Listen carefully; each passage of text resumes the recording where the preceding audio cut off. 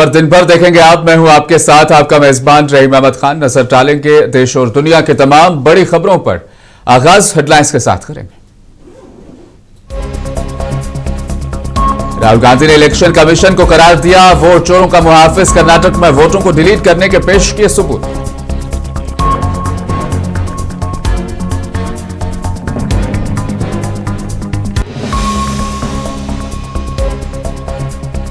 Election commission ने राहुल गांधी के इल्जामात को गलत और बेबुनियाद बताया। अलंद हलके में वोट हटाने की नाकाम कोशिशों का किया एतराफ।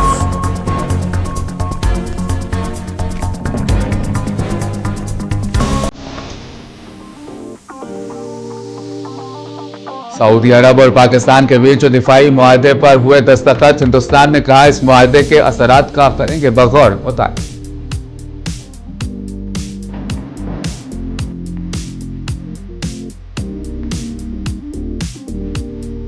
कसाम इसराइल ने अपनी कार्रवाइयां कर दी मजीद तेज। ताजा हमलों में 40 से ज्यादा फिलिस्तीनी जाँ बहक। लाखों अफराद नक्ल-ओ-बखानी पर बचे।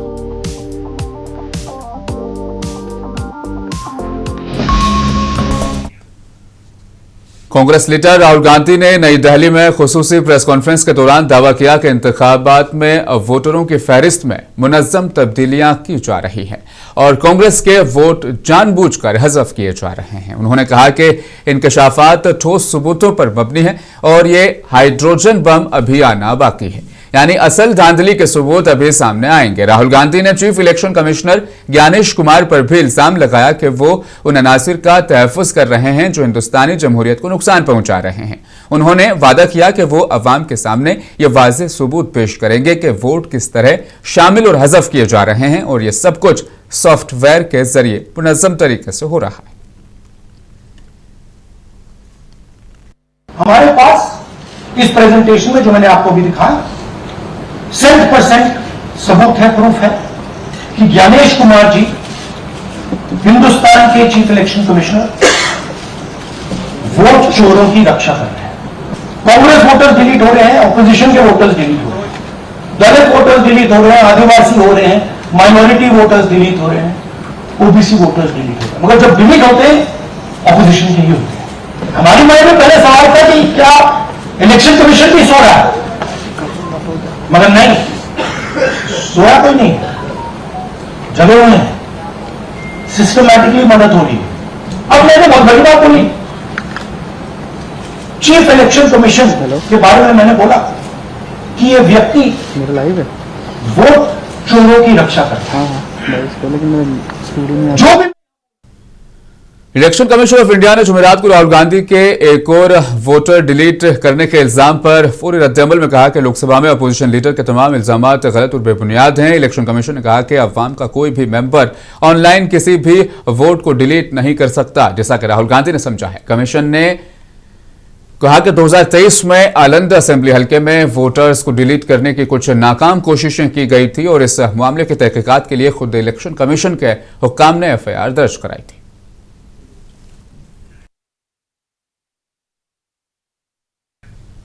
कांग्रेस की जनरल सेक्रेटरी प्रियंका गांधी ने इलेक्शन कमीशन पर संगीन इल्जाम लगाते हुए कहा कि आईनी इदारा इंतखाबी अमल को तबाह करने में पेश है। उन्होंने अवाम से अपील की कि वो कांग्रेस के रुकन पार्लियामान और कायद अज़्म इख्तिलाफ राहुल गांधी की प्रेस कॉन्फ्रेंस देखें और समझें कि मुल्क में क्या हो रहा है। प्रियंका गांधी ने जोर दिया कि हम सबको आइन और जमहूरियत के दिफा के लिए मुत्तहिद होना होगा। Everybody should watch his press conference because you should understand what is happening in our country and how the EC is colluding to destroy the electoral process and to challenge democracy in our country. We all need to fight for democracy, we need to fight for our constitution, we need to तो राहुल गांधी ने कर्नाटक के Aland assembly हल्के में vote चोरी के हवाले से अपनी बात रखी। इस मामले पर मुंसिफ टीवी के नुमाइंदे अभिषेक आनंद ने आलंद असेंबली हल्के से कांग्रेस के MLA BR पाटिल से खुसूसी बातचीत की। BR पाटिल ने कहा कि वक्त रहते इस मामले का नोटिस लिया गया था और वरना वो ये चुनाव हार जाते। कांग्रेस विधायक BR पाटिल सर हैं। सर, जिस तरीके से राहुल गांधी ने जो इल्जाम लगाए हैं वोट चोरी को लेकर के, कर्नाटक में जिस तरीके से आपकी कॉन्स्टिट्यूएंसी में वोट चोरी हुई है, किस तरीके से आप इसको देखते हैं? चोरी होने वाला था, हमने रुकवाया। अभी अगर चोरी हो जाता तो चुनाव हार जाता था। हम चुनाव जीतने के बाद भी इसके पीछे पड़े।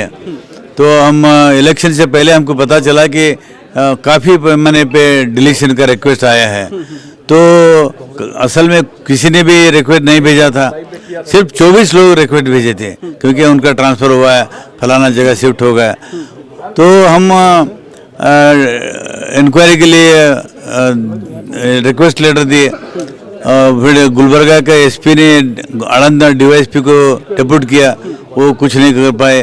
फिर गुलबर्गा एडिशनल एसपी को रिक्वेस्ट सौंपा दिया, वो भी कुछ नहीं किए। फिर बाद में हमने सीओडी को दी, हमारी सरकार सीओडी में भी काफ़ी कोशिश किए, 18 बार लेटर लिखे इलेक्शन के, लेकिन इसका जवाब एक भी नहीं दिया। तो इंक्वायरी वहीं रह गया। राहुल गांधी ने जो आरोप जो लगाए हैं वो पूरा निराधार है। अब देखने वाली बात होगी कांग्रेस पार्टी आगे इसको लेकर क्या कुछ एक्शन लेने वाला है। वीडियो जर्नलिस्ट निजाम के साथ अभिषेक आनंद, मुंसिफ टीवी, दिल्ली। समाजवादी पार्टी के रहनुमा अबू आसिम आजमी का कहना है कि राहुल गांधी जो कर रहे हैं वो ठीक है, पूरे मुल्क में इस मामले पर आवाज उठाई जानी चाहिए।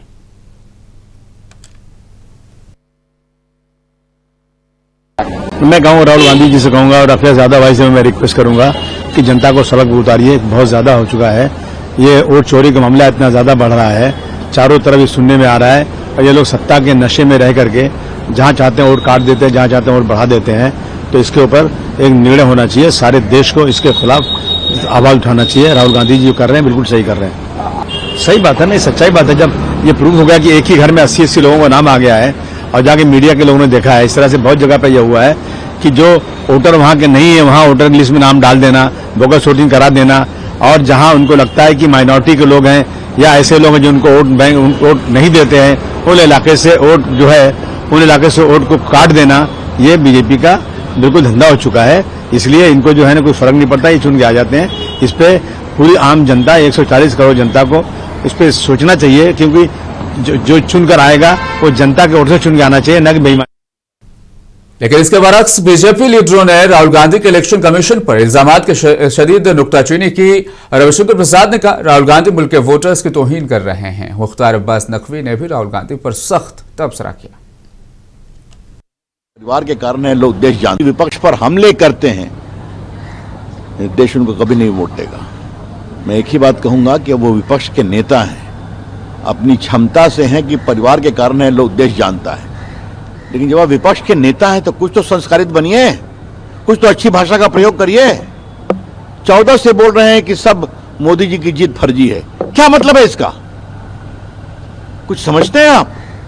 राहुल गांधी इस देश की जनता का अपमान कर रहे हैं, राहुल गांधी इस देश के वोटर्स का अपमान कर रहे हैं, जिन्होंने नरेंद्र मोदी को इतना वोट दिया, जिताया।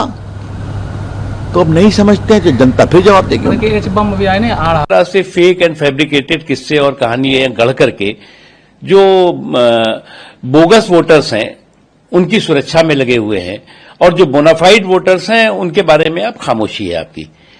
तो जिस तरह से कांग्रेस कुंठित कटुता के कबाड़ खाने में कैद होकर के जिस तरह के बकवास बहादुरी में लगी हुई है, जिस तरह से भय और भ्रम का माहौल पैदा करने में लगी हुई है, अगर उसको लगता है कि इस तरह के जो है वो बकवास बहादुरी के जरिए इस तरह के फेक एंड फैब्रिकेटेड किस्से और कहानियां गढ़ करके वो जो है वो प्रजातंत्र को जो है वो परिवार तंत्र का बंधक बना पाएगी, ये उसकी गलतफहमी है। और ये वो पार्टी कह रही है जिसने कि 5 दशकों से ज्यादा एक छत्र राज किया है, और दशकों जो है वो अपने जो है वो बैसाखी पर सरकारें चलवाई हैं।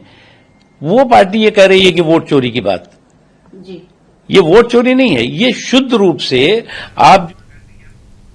मरकजी वज़ीर दाखिला अमित शाह ने बिहार में कांग्रेस लीडर राहुल गांधी की वोटर अधिकार यात्रा को घुसपैठिया बचाओ यात्रा करार दिया और कहा कि इसका मकसद बांग्लादेश से आने वाले दरअंदाजों को बचाना है। बिहार के रोहतास में रैली से खिताब करते हुए अमित शाह ने कहा कि राहुल गांधी और उनके इत्तेहादी हिंदुस्तानी नौजवानों की बजाय दरअंदाजों को नौकरियां दे रहे हैं। लालू जी को पूछने आया हूं, जोर से बोलो, किसका कटा है? ये राहुल गांधी की यात्रा घुसपैठिया बचाओ यात्रा थी, और मैं इस मंच से राहुल गांधी और लालू जी को पूछने आया हूं, बिहार की जनता आपको पूछ रही है, घुसपैठियों को वोट का अधिकार होना चाहिए क्या? जोर से बोलो, होना चाहिए। घुसपैठियों को मुफ्त राशन मिलना चाहिए। घुसपैठियों को नौकरी यहां पर मिलनी चाहिए।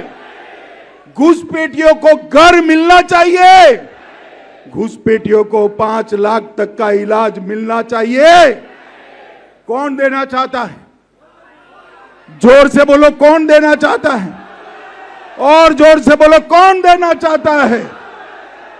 हमारे युवाओं की जगह वोट बैंक के घुसपैठियों को नौकरी देने का काम ये राहुल बाबा एंड कंपनी कर रहे हैं। हमारा दायित्व है हर घर जाए और बताए कि अगर इनकी सरकार गलती से भी बन गई तो बिहार के हर जनपद में घुसपैठिए ही घुसपैठिए हो जाएंगे। भाइयों बहनों, ऐसा बिहार आप चाहते हैं क्या?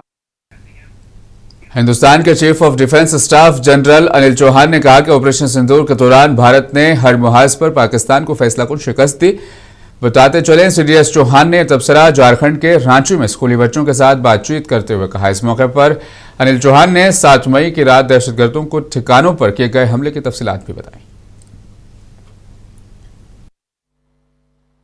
और दूसरा इंपॉर्टेंट चीज ये थी कि हम लोग सिविलियन कैजुअलिटीज जो है अवॉइड करना चाहते थे।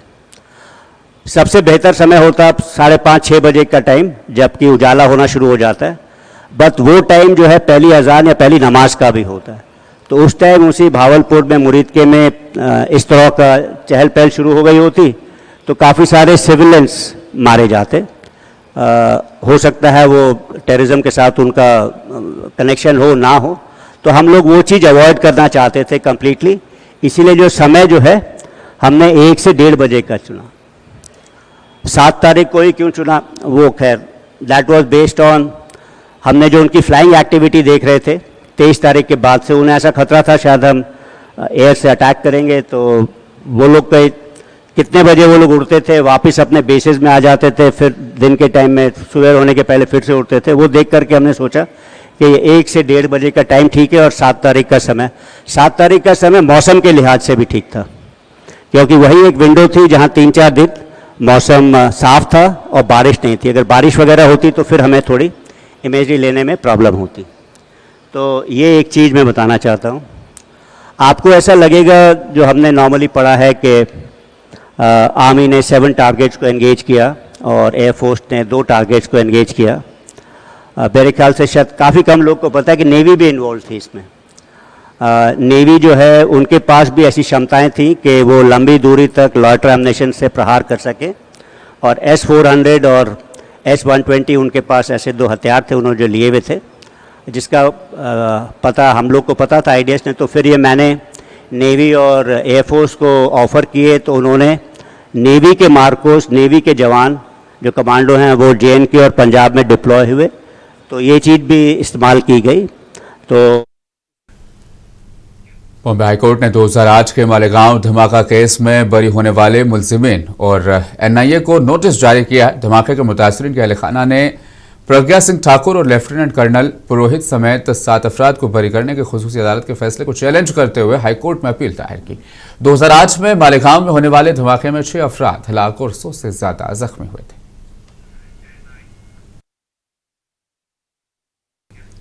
मालेगांव 2008 बम धमाका केस में जमीयत उलमाए हिंद मुतासरीन की कानूनी नुमाइंदगी कर रही है। बॉम्बे हाईकोर्ट ने 3 दिन की मुसलसल समाअत के बाद साध्वी प्रज्ञा सिंह ठाकुर समेत तमाम मुलजिमीन और NIA को नोटिस जारी किया है। एडवोकेट मतीन शेख और एडवोकेट शाहिद नदीम ने अदालत के सवालात के जवाबात ज़बानी और तहरीरी तौर पर दिए, जिसके बाद 2 रुकनी बेंच ने नोटिस जारी करने पर इत्तेफाक किया।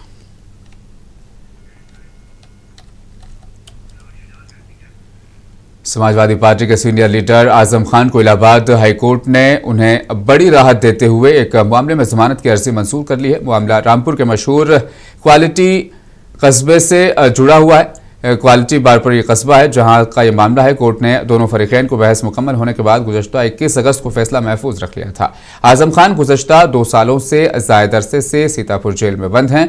रामपुर और मुरादाबाद में चल रहे कुछ मुकदमात और 2 मामलों में हुई सजा के सबब उन्हें जेल में रहना पड़ रहा है। इन मामलों की समाअत अलग अलग अदालतों में जारी है। उत्तराखंड के सीएम पुष्कर सिंह धामी ने देहरादून में मूसलाधार बारिश से मुतासिर मसूरी रोड और केमाड़ी इलाके का दौरा किया। इस दौरान उन्होंने हुक्काम को हिदायत दी कि तबाहशुदा और बंद सड़कों को तरजीही बुनियादों पर खोला जाए और लोगों की आमद-ओ-रफ्त के लिए फौरी तौर पर मुतबादिल इंतजाम बनाया जाए।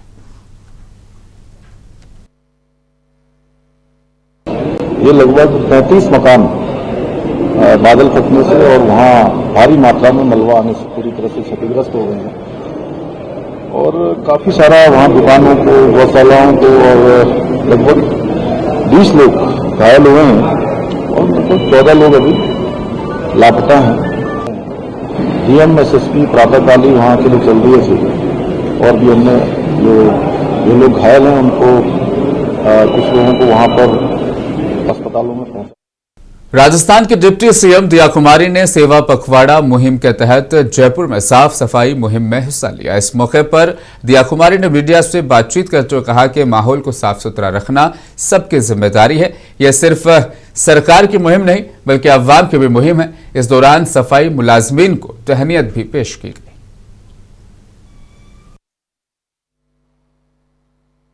बिल्कुल, आज जो हमारे स्वच्छता सैनिक हैं उन सबका सम्मान भी किया और आज ये अभियान सेवा पखवाड़ा जो 17 सितंबर से 2 अक्टूबर तक चलेगा, इसमें सारे ही हमारे मॉन्यूमेंट्स की सफाई को भी हमने लिया है और आज यहाँ जंतर मंतर में हम लोग सब मिलकर यहाँ पर सफाई करने आए हैं।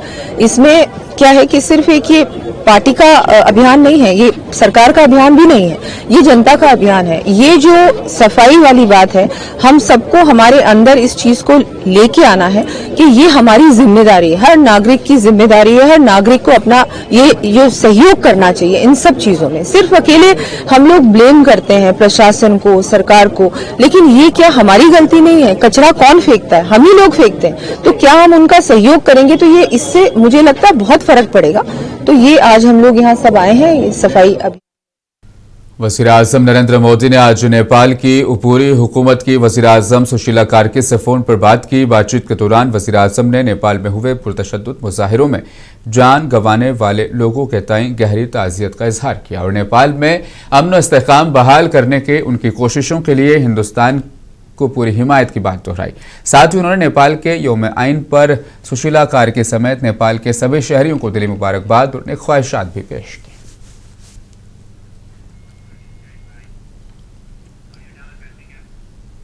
सऊदी अरब और पाकिस्तान ने एक दिफाई मुआहदे पर दस्तखत किए जिसके तहत दोनों से किसी एक मुल्क पर हमले को दोनों मुल्क पर हमला तस्वुर किया जाएगा। दोनों मुल्कों ने अपना तहफ़्फ़ुज़ बढ़ाने के लिए यह मुआहदा किया है।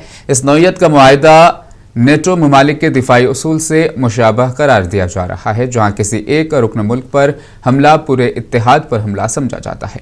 पाकिस्तानी वज़ीर आज़म के दफ्तर में ये बयान अब वहां से सामने आया है कि यह मुआहदा सिर्फ दोनों ममालिक के दरमियान मुश्तरका सलामती को मजबूत बनाएगा बल्कि आलमी और इलाकाई सतह पर अमन इस्तेहकाम के लिए मुश्तरका अज़्म को भी जाहिर करता है। बयान में मज़ीद कहा गया कि मुआहदे का मकसद दिफाई ताउन को नई जहत दुनिया और किसी भी मुमकिन जारहियत के खिलाफ मुश्तरका मुज़ाहिमत को मजबूत बनाना। यह मुआहदा ऐसे वक्त में सामने आया जब मशरिक़ी वस्ता के खित्ते में अदम इस्तेहकाम के खदशात बढ़ते जा रहे हैं। सऊदी अरब और पाकिस्तान के दरमियान दिफाई मुआहदे पर दस्तखत किए गए हैं जिसने खित्ते में नई सिफारती दिफाई बहस को जन्म देती है। इस मुआहदे पर हिंदुस्तान की तरफ से भी अब रद्द-ए-अमल सामने आया है। वज़ारत ख़ारिजा के तर्जुमान रणधीर जायसवाल ने कहा, हमने सऊदी अरब और पाकिस्तान के दरमियान इस स्ट्रेटेजिक दिफाई मुआहदे की खबरों का नोटिस में इन खबरों को लिया है। हुकूमत को इस बात का इल्म था कि मुआहदा तवील अरसे से ज़ेर गौर है और अब बाज़ाब्ता तौर पर मुआहदे की शक्ल इख्तियार कर गया है। उन्होंने मज़ीद कहा कि हम अपनी कौमी सलामती और इलाकाई व आलमी इस्तेहकाम पर इसके असरात का बग़ौर मुतालिया करेंगे।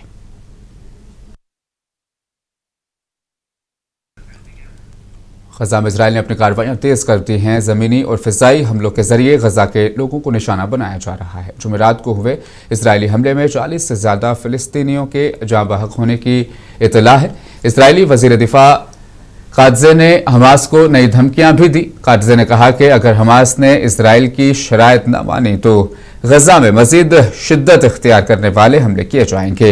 इसराइल अपनी धमकियों पर अमल करेगा। ज़राए के मुताबिक तेल अवीव ने वाशिंगटन को बाज़ाब्ता तौर पर आगाह कर दिया है कि वो तमाम मजम्मतों के बावजूद गजा पट्टी में अपनी फौजी कार्रवाइयों को मजीद गहरा कर रहा है।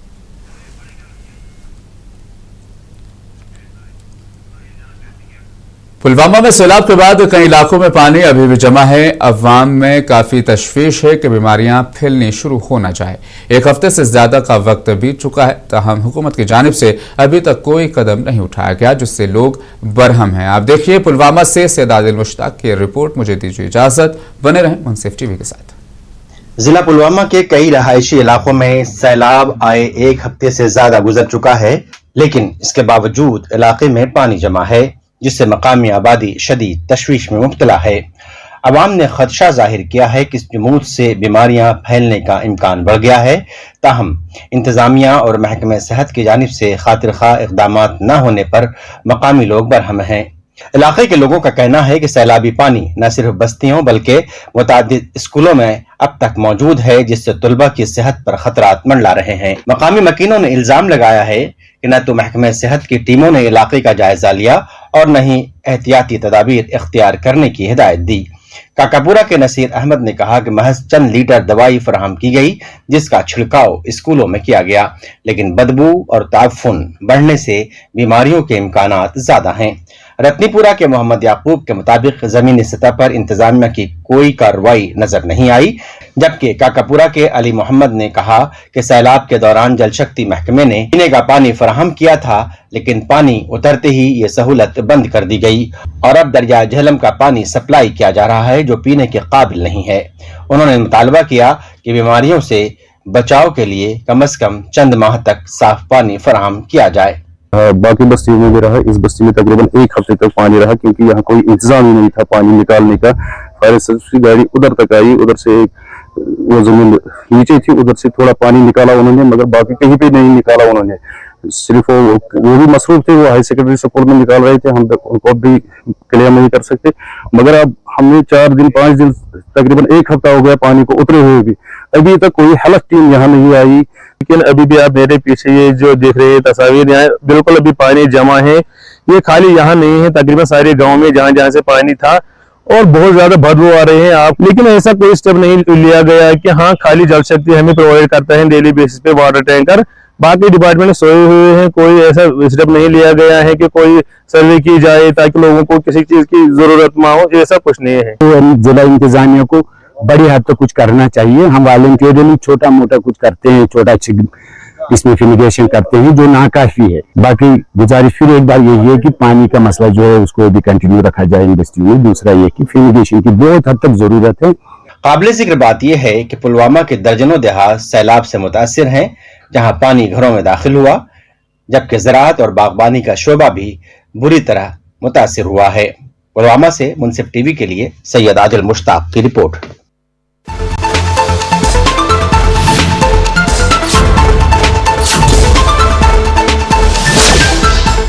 खबर दिन भर को